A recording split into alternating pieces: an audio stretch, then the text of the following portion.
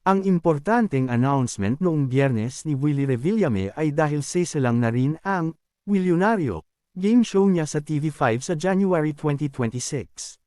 Sa kanyang live stream inanunsyo nito sa kanyang mga taga-suporta na mapapanood na nga ang Willionario sa primetime ng Kapatid Network.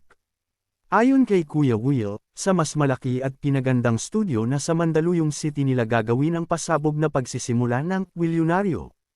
Chika pa ng TV host-producer, gusto rin niya na simulan ang programa na may mga studio audience upang makapiling niya muli ang mga lolo at lola, tatay at nanay, na tuloy-tuloy ang suporta sa kanya.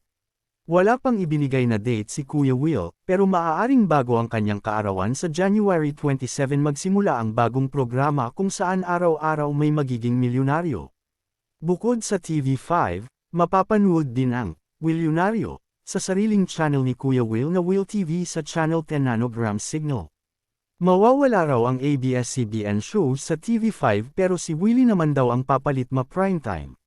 Marami ring shows na papasok sa TV5 primetime na former kapamilya stars ang magbibida. May iba rin na borrowed nila sa ABS-CBN ang mga artista.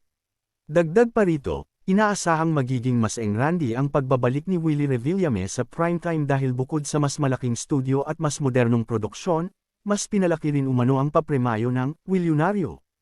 Malaki rin ang tiwala ng TV5 kay Kuya Will dahil napatunayan na ng host-producer ang kanyang hatik sa masa sa loob ng maraming taon para sa Kapatid Network.